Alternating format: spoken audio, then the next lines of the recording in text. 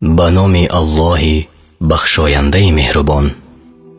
بله، همگی چند کلمه است، اما چون بحر معنی دارد. افسوس که درک نمی کنیم. اگر دلمون اقلاً یک قطره هم زنده باشد و خود را مؤمن شماریم، اندیشه همون باید دیگر شود. حدیث از مسند امام احمد میارم.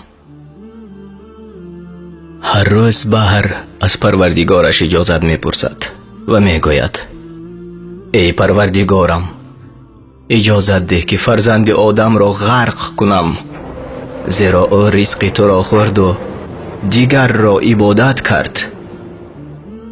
آسمان ها میگویند: ای پروردگارم، اجازت ده که فرزند آدم را پخش کنم، زیرا او رزق تو را خورد و دیگر را عبادت کرد.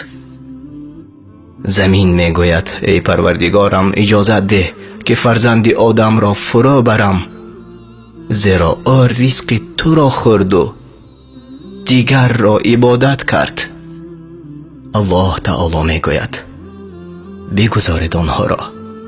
اگر شما آنها را می آفریدید، رحم می کردید. الله تعالی تو را عبادت می کنیم، تو را می پرستیم. یا الله، مرا و ما را و گناهان ما را ببخش، زیرا بعضی ما به خاطر نفس دنیا شده مثل فرعون و پیروانش گشتیم.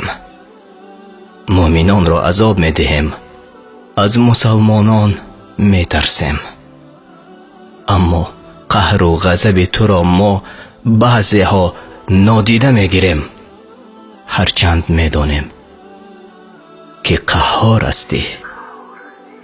ما بنده اللهیم، ما برادر شماییم، ما مسلمانانیم. از سخن و یا پند ما نترسید، از غضب الله بترسید.